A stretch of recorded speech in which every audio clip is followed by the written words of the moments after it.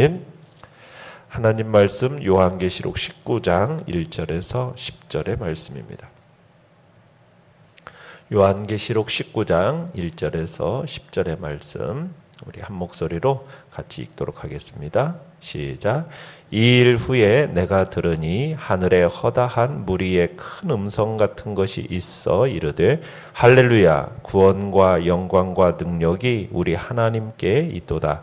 그의 심판은 참되고 의로운지라 음행으로 땅을 더럽게 한 큰 음녀를 심판하사 자기 종들의 피를 그 음녀의 손에 갚으셨도다 하고 두 번째로 할렐루야 하니 그 연기가 세세토록 올라가더라. 또 24장로와 내 생물이 엎드려 보좌에 앉으신 하나님께 경배하여 이르되 아멘 할렐루야 하니 보좌에서 음성이 나서 이르시되 하나님의 종들 곧 그를 경외하는 너희들아 작은 자나 큰 자나 다 우리 하나님께 찬송하라 하더라. 또 내가 들으니 허다한 무리의 음성과도 같고 많은 물소리와도 같고 큰 우레소리와도 같은 소리로 이르되 할렐루야 주 우리 하나님 곧 전능하신 이가 통치하시도다. 우리가 즐거워하고 크게 기뻐하며 그에게 영광을 돌리세. 어린 양의 혼인 기약이 이르렀고 그의 아내가 자신을 준비하였으므로 그에게 빛나고 깨끗한 세마포 옷을 입도록 허락하셨으니 이 세마포 옷은 성도들의 옳은 행실이로다 하더라. 전사가 내게 말하기를 기록하라. 어린 양 혼인잔치에 청함을 받은 자는 복이 있도다 하고 또 내게 말하되 이것은 하나님의 참되신 말씀이라 하기로 내가 그 발 앞에 엎드려 경배하려 하니 그가 나에게 말하기를 나는 너와 및 예수의 증언을 받은 내 형제들과 같이 된 종이니 삼가 그리하지 말고 오직 하나님께 경배하라. 예수의 증언은 예언의 영이라 하더라. 아멘. 오늘 말씀의 제목은 어린 양의 혼인잔치라는 제목으로 말씀을 나눕니다. 우리는 어제까지 해서 바벨론의 멸망을 보았습니다. 바벨론의 멸망에서 다 무너지게 되니까 바벨론과 연결되어 있었던 이 세상의 왕들, 상인들, 선원들 이들이 다 슬퍼하면서 우는 장면을 보았어요. 그러니까 바벨론이 멸망될 때 바벨론은 이 세상이라고 말씀드렸습니다. 참 이 세상은 너무나 매력적입니다. 모든 것을 가진 것 같아요. 그런데 이 세상이 멸망할 때 이 세상에 마음을 붙이고 이 세상을 사랑했던 모든 사람들에게 슬픔이 가득하게 됩니다. 눈물과 탄식과 고통이 가득합니다. 자, 그리고 19장 오늘 본문에 무엇이 나오고 있습니까? 찬양들이 막 쏟아져 나오고 있습니다. 연이어서 나오는 이 찬양은 무려 할렐루야라는 찬양이 5번 나오는데 자, 1절에 보시면은 할렐루야로 시작하고 있죠. 자, 3절에서도 두 번째 가로되 할렐루야라고 되어 있어요. 4절에서도 아멘 할렐루야라고 합니다. 자, 6절도 할렐루야로 이렇게 나오는데 자, 할렐루야라는 말은 4번 나오는데 왜 5번이냐라고 하냐? 5절에 보시면은 맨 마지막에 우리 하나님께 찬송하라. 이 하나님께 찬송하라라는 말이 바로 할렐루야라는 말이지 않습니까? 그래서 이것까지 합하면 5번이 나오는 거죠. 그래서 바벨론의 멸망에 대해서 찬양과 감사가 쏟아져 나오고 있는 것이 오늘 본문의 내용입니다. 내용 관찰 문제 1번 첫 번째 허다한 무리가 외친 음성의 내용은 무엇입니까? 자, 1절에 보시면은 첫 번째로 할렐루야 하고 찬송하면서 그 이유가 나옵니다. 그 이유는 뭐냐면 구원과 영광과 능력이 하나님께 있기 때문입니다. 그러니까 하나님께서 구원자로서 큰 음녀를 심판하셨고 그 심판이 완전히 이루어졌다는 데 있습니다. 초대교회 시대 때 로마가 멸망하기 전까지 이 세상을 다스리는 힘이 누구에게 있는 것 같았습니까? 로마에게 있는 것 같았어요. 온 세상을 지배하고 있는 로마가 하라는 대로 안 하면 모든 불이익을 당해야 했습니다. 로마가 마음대로 세상을 좌지우지하는 것 같았어요. 바벨론의 손에 달려있는 것 같았다는 얘기입니다. 그런데 실제로 바벨론이 한순간에 무너져 버리는 거예요. 그러니까 바벨론의 손에 달려있는 것 같았는데 실제로 바벨론이 한순간에 무너지는 것을 보는 순간 하나님의 손에만 이 세상이 달려있다라는 것을 보이는 거라는 거죠. 그러니까 이 세상에 온 세상에 참된 능력과 지배권이 누구에게 있다라는 겁니까? 오직 하나님께 있다라는 것이 아주 명백하게 드러나게 된 거라는 거죠. 아무리 이 세상이 멋있고 아름답고 자기를 치장했을지라도 영광은 여러분 로마가 다 가진 것 같았지만 그 모든 것들이 한순간에 무너지는 것을 보고서는 영광은 하나님께만 있다라는 것을 알게 된 겁니다. 그래서 첫 번째 할렐루야 하면서 찬송이 쏟아져 나오고 있는 겁니다.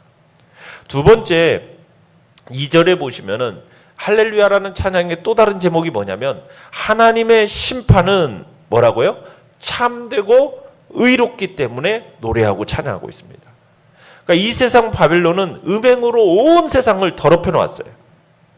하나님이 아니고 본질이 아니고 진짜가 아닌 것들을 자꾸 부풀려 놓은 겁니다. 거짓을 퍼뜨려 놓은 겁니다. 그래서 음녀가 많은 것들을 약속했어요. 그래서 바벨론은 음행으로 사람의 마음들을 거짓 것에 정말 실체가 아닌 것에 인생을 허비하도록 막 데려갔습니다.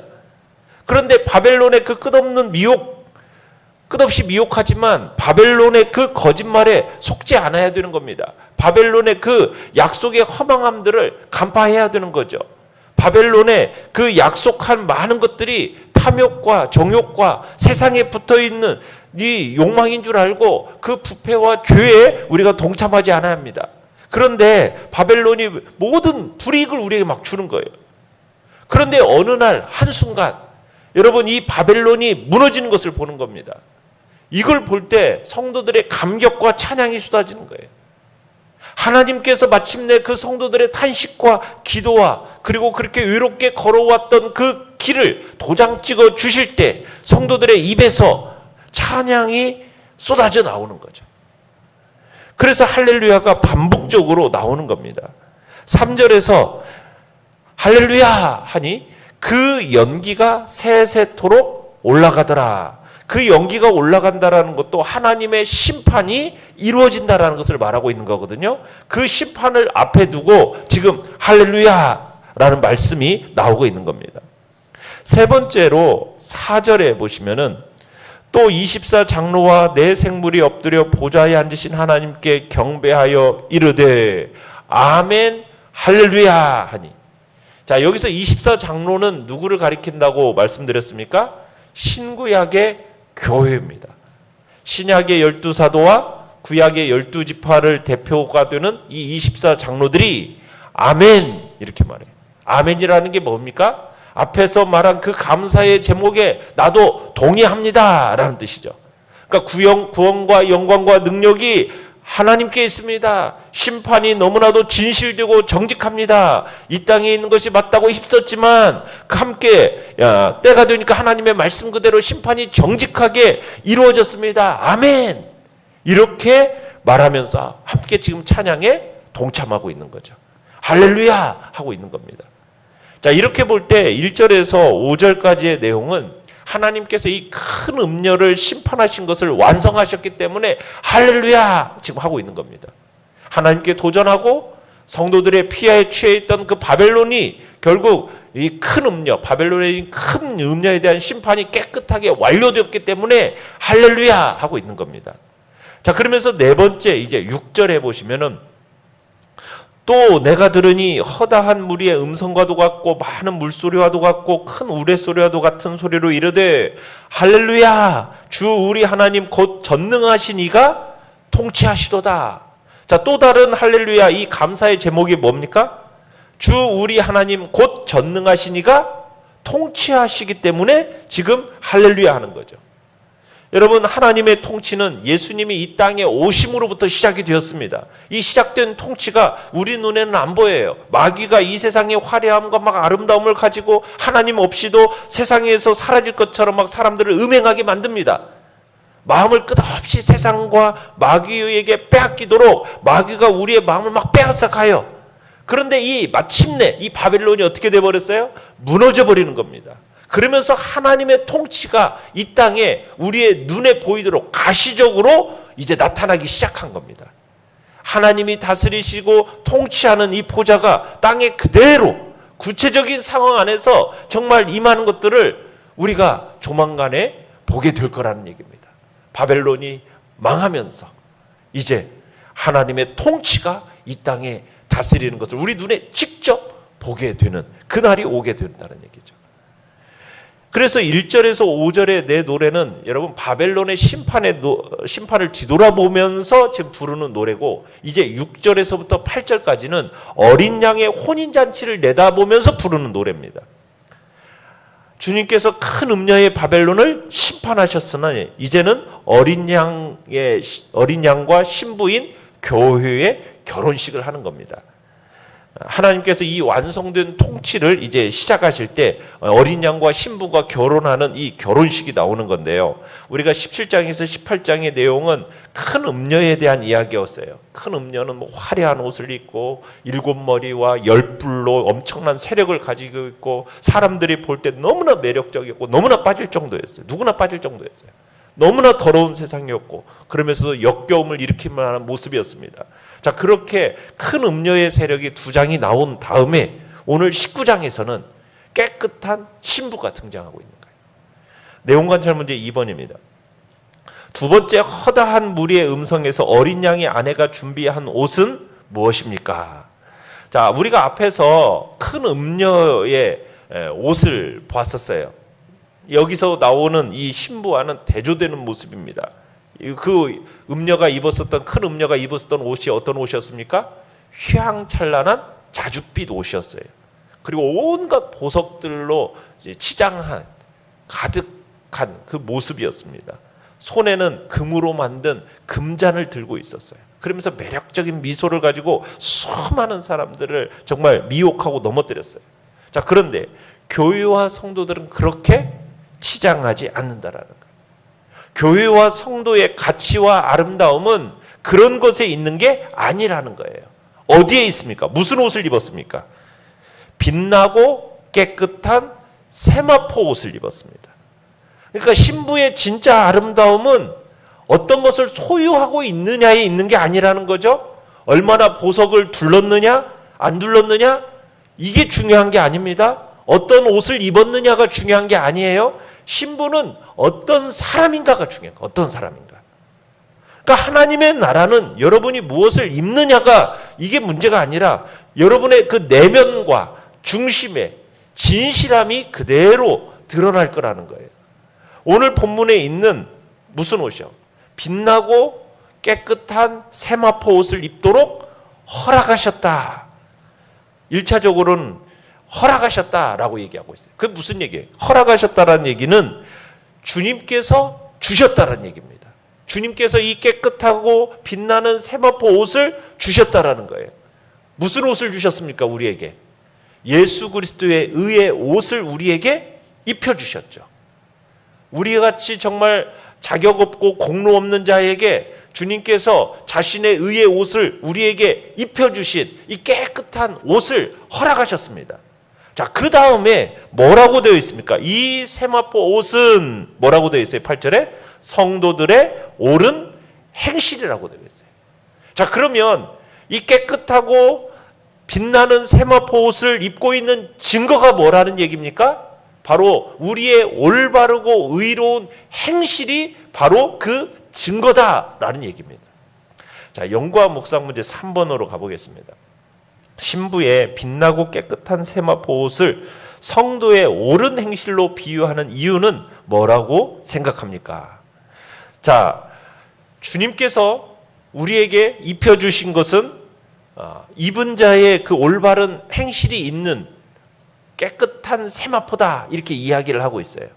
여러분, 그런데 우리의 이 올바른 행실로 하나님 앞에 설 수 있는 겁니까? 설 수 있는 게 아니에요. 우리가 천국을 갈 때 우리의 행실로 천국을 가는 겁니까? 아닙니다. 행실을 가지고 천국에 들어갈 사람은 아무도 없어요. 무엇으로 우리가 천국에 가는 겁니까? 모든 사람들은 예수 그리스도의 그 의의 옷을 입고 천국에 가는 거예요. 그분이 입혀주신 옷을 입어야 됩니다. 그분이 허락하신 옷을 입어야 돼요. 그 완전한 의의 옷을 입어야 돼요. 자, 그러면은 이 완전한 의의 옷을 입으면은 그 의의 옷이 우리의 삶에서 어떤 의의 역사를 능력으로 나타내 보이는 겁니다. 우리의 속에 의의 바른 행실을 하도록 바꾸어 놓는 거예요. 그러니까 선을 행하며 주님이 원하는 올바른 삶을 향한 목마름과 배고픔이 그 의의 옷을, 예수 그리스도의 의의 옷을 입고 있으면 그 목마름과 배고픔이 우리 안에 있어지게 되는 거예요. 그러면 우리 자신 안에 내가 얼마나 연약한지를 보고 연약함과 너무 실수투성인 것을 우리가 딱 보고 나는 정말 믿을 것이 아무것도 없다라는 것을 우리 사실을 보게 되면서 그러면서 우리의 동시에 뭐가 또 보여지기 시작하느냐면 영원한 것이 뭔가가 이제 점점 보여지는 거예요. 그러니까 사람들의 연약함이 왜 저럴까? 그렇게만 보지 않고 저게 내 문제야 하면서 그 연약함을 이제 인정하고 나의 모습을 정확하게 보는 거죠. 그러면서 우리가 이제는 무엇을 추구하는 삶을 살아가게 되는 겁니까? 의의 옷을 입은 자답게 걸맞은 삶을 살아가는 그런 자로서 우리가 삶을 살아가게 되는 겁니다.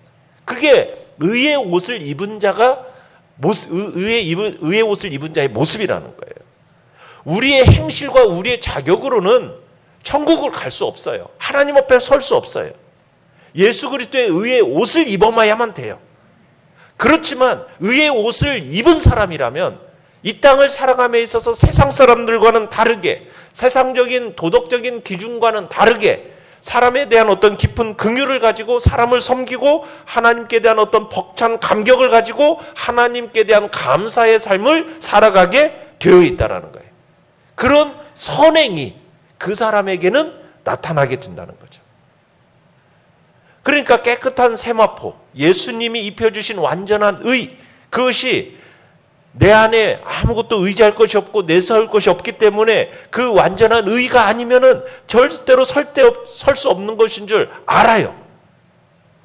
그러나 그 완전한 의 때문에 내 눈이 열리면서 공로다, 자격이다, 그것을이라고 말하진 않겠지만 우리는 이제는 어떤 삶을 살아가게 되어 있습니까? 제대로 된 의의 삶을, 착한 일을, 선행을 하면서 살아가게 되어 있는 겁니다. 그게 바로 우리 성도들의 삶의 모습인 거죠. 자, 느낀 점 4번입니다. 어린 양의 신부인 교회가 혼인을 위해 자기의 행실을 깨끗하게 하는 것을 보며 무엇을 느낍니까? 자, 하나님이 우리를 구원하시는 것은 여러분 그냥 가만히 있다가 구원받는 게 아니에요. 하나님이 우리를 구원하시는 것은 왜 우리를 구원하셨겠습니까?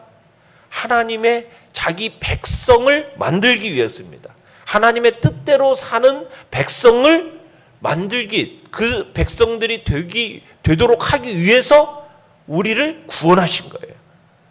그래서 우리는 이 땅에서 살아가는 거 얼마를 살더라도 여러분 하나님의 말씀대로 산 증거가 있어야 된다는 거죠. 물론 누구든지 예수님을 믿으면 죄 용서함을 받죠. 그러나 죄 용서함을 받았으면 이제는 용서받은 자의 삶을 살아야 된다는 얘기예요. 현재 사는 성도인 우리는 우리의 삶에서 신랑을 만날 준비를 하면서 살아가야 한다는 얘기입니다. 언제 혼인잔치가 시작될지는 알 수 없어요. 그렇지만 그날을 우리들이 기대하면서 순결함과 변함없는 믿음으로 우리는 준비해 가야 되는 거죠. 언제든지 주님을 맞이할 수 있는 자세로 우리는 살아가야 하는 것입니다. 우리는 믿는 자라는 모습이 어떠한 모습으로 드러나게 되는지를 우리 성경은 그 두 가지를 정확하게 얘기하고 있는 겁니다. 결단과 적용 5번입니다. 자기의 모습을 지키는 것은 주님의 신부로 준비되는 것입니다. 나는 주님의 신부로 준비되고 있습니까? 신부로 준비되기 위해 내가 오늘 실천해야 할 옳은 행실은 무엇입니까? 우리가 옳은 행실이 없다라는 것은 어떻게 보면 믿는다라는 이름만 가지는 겁니다. 그런 사람은 존귀한 혼인잔치에 참여할 수가 없습니다. 이 세상에서 정말 하나님의 뜻대로 사는데 그렇게 주저하고 그 뜻에 순종하기를 싫어했던 사람이 어떻게 그 영광스러운 잔치 자리에 들어갈 수 있겠어요? 우리는 내가 예수 그리스도의 의의 옷을 입은 자답게 그 의의 옷을 이제는 이 세상 가운데서 또 옳은 행실로서 드러내는 것이 바로 믿음과 행함이라는 것은 함께 간다라는 것을 우리에게 다시 한번 보여주고, 행함이 없는 믿음은 곧 죽은 것이라는 사실을 우리에게 다시 한번 보여주고 있는 겁니다. 그래서 우리는 이 세상에서 주님 때문에 때로는 하고 싶은 거 하지 못하고 먹고 싶은 거 먹지 못하고 듣고 싶은 칭찬 듣지 못하더라도 우리는 주님의 품 안에서 정말 영원히 기뻐하게 될 그날을 사모하면서 우리는 신부된 자로서 우리 자신을 힘써 준비하며 나아가겠다 결단하며 나아가시길 바랍니다. 오늘의 기도 같이 읽겠습니다. 시작. 신랑 되신 예수님을 기다리며 준비하는 정결한 신부가 되게 하소서. 아멘. 말씀을 생각하면서 기도하시고요. 연약한 우리의 지체들을 위해서 기도해 주시기 바랍니다. 오늘 수요 예배 가운데도 하나님의 풍성한 은총을 기대하면서 주여 우리 세 번 부르짖며 나아갑니다.